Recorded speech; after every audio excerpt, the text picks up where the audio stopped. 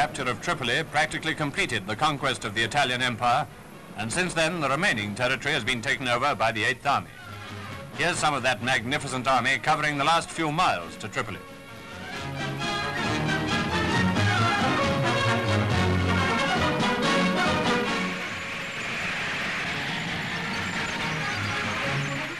The first tank to enter the city went in with a piper on board.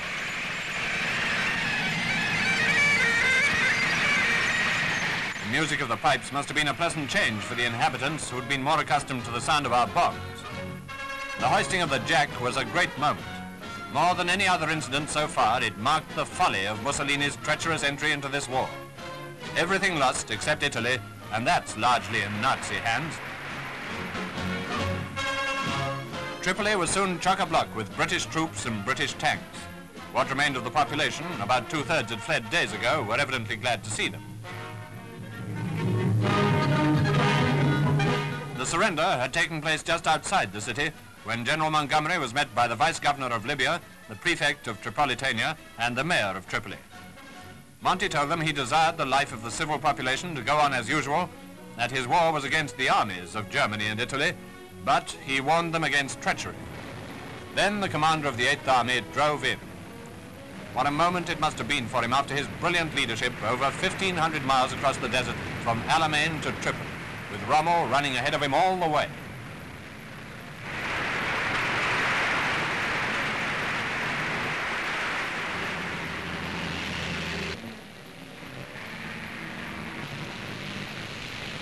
Later, a parade demonstrated the fact that his troops, after all their hard fighting, hadn't forgotten the ceremonial stuff.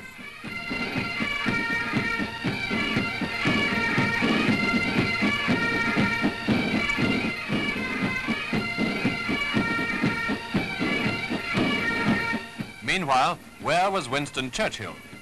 Berlin, very knowing, said he was in Washington, though the truth was he'd flown to Cairo. With the Premier were some of those who'd attended the Casablanca conference. Here he's seen with Admiral Howard and General Brooke, General Wilson, General Alexander, Field Marshal Dill, Mr. Casey, and Lord Lamson. All of them men who played a big part in bringing us safely into the present phase of the war. Men who'll play bigger parts yet.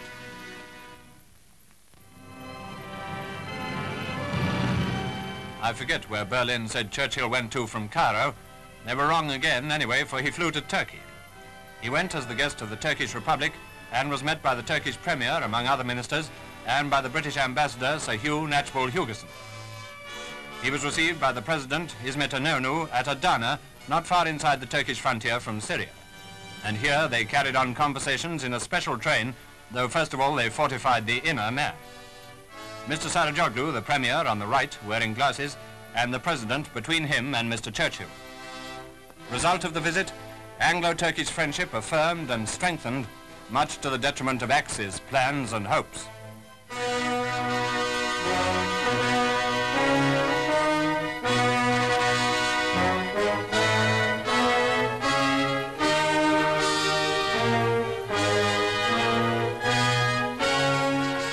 From Turkey to Cyprus, where he arrived a few hours later. He naturally received a very warm-hearted welcome in the island. Mr. Churchill was the guest of the governor, Sir Charles Woolley, and Lady Woolley in Nicosia, the capital. Addressing a gathering of prominent Cypriots, including ecclesiastical leaders, Mr. Churchill told them of his visit to Turkey and emphasized that Turkey's views were very much like our own. His visit to Cyprus was a heartening event for the people there, whose position after the fall of Crete wasn't exactly enviable. From Cyprus, back to Cairo. And then where? Berlin, I think, said Gibraltar. Wrong again. It was Tripoli. Here's the meeting with Monty.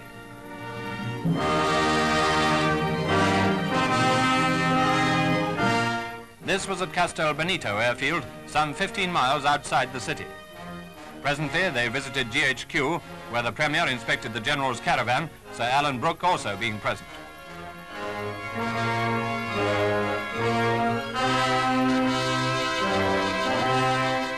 After tea, members of the 8th Army, including many staff officers and RAF personnel, foregathered to listen to a speech from their illustrious visitor. he thanked them all in the name of the King, the government, and the people of Britain for a victory which had altered the whole character of the war.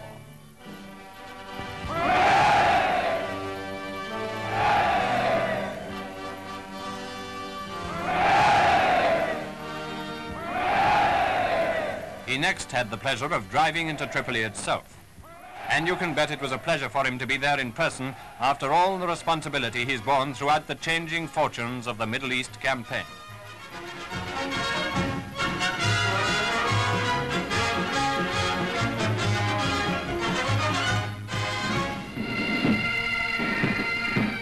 With pride in his heart and with the keen eye of an old campaigner, he saw the men of the 8th Army on parade.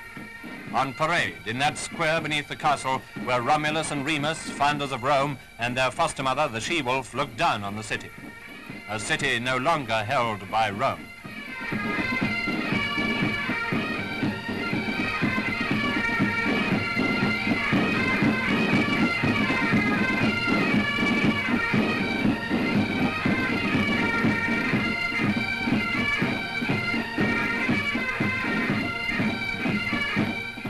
And so, while Berlin was probably expecting to hear of him next in Moscow, Winston Churchill flew home. Altogether, he'd flown about 10,000 miles, yet on his return to Britain, where Air Chief Marshal Sir Charles Portal met him, he was evidently very fit and certainly heartened and stimulated by the historic tour. His luggage, by the way, included bananas, figs, and oranges. He certainly earned them.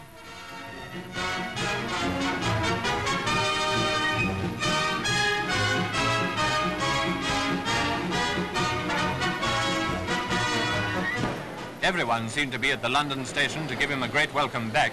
His wife, his brother, members of the cabinet, service chiefs and friends.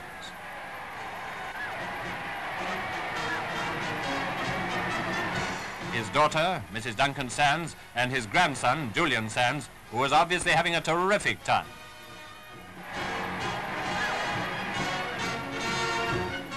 Home again from his dramatic tour. Home again with no demonstration is not our way in wartime anyhow.